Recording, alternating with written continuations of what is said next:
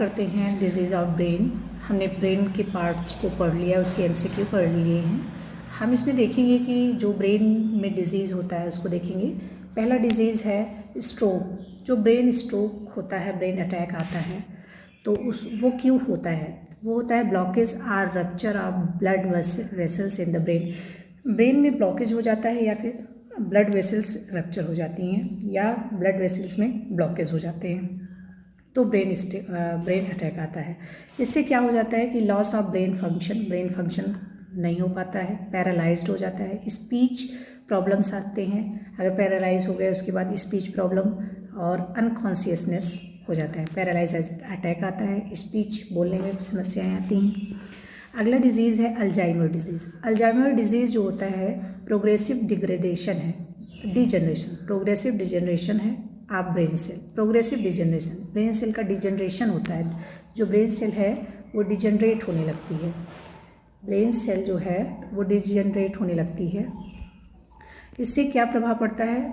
Memory loss होने लगती है, कन्फ्यूज़न क्रिएट होता है, इम्पेयर्ड रीजनिंग होती है, रीजनिंग सही नहीं होती है, इम्पेयर्ड होती है, सही से रीजनिंग नहीं कर पाते हैं, इवेंचुअली लीडिंग टू डेथ, और डेथ भी हो सकती है अल्जाइमर डिजीज़ से।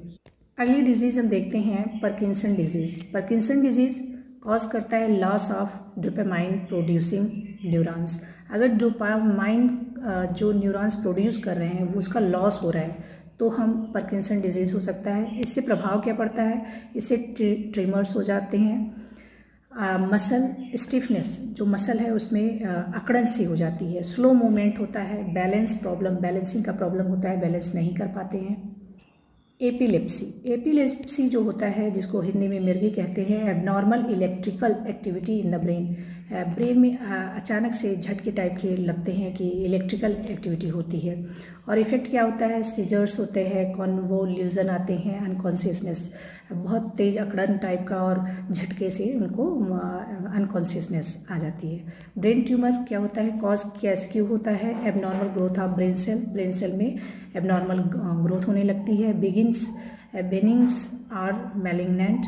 इफेक्ट, इससे प्रभाव क्या पड़ता है? हेडेक होता है, सीजर्स होता है, विजन प्रॉब्लम क्रिएट होती है, पर्सनैलिटी चेंजेस होते हैं। अगला है meningitis infection of the meninges brain covering, usually by bacteria या वायरस से का इन्फेक्शन हो जाता है।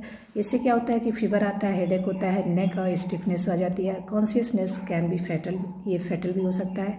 Encephalitis inflammation of brain tissue, जो ब्रेन टिश्यू है उसमें सूजन आ जाती है, इससे